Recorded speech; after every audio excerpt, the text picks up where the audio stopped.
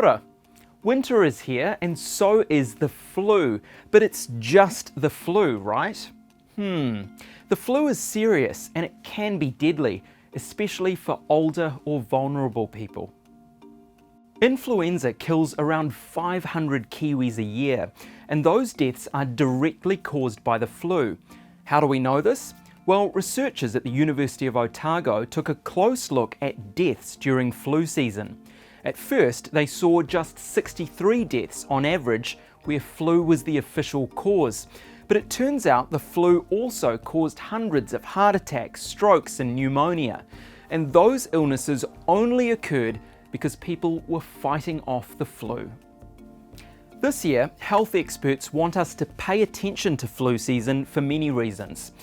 Because of COVID, we've been shielded from the flu for the past 2 years, and that means our immune systems are out of practice.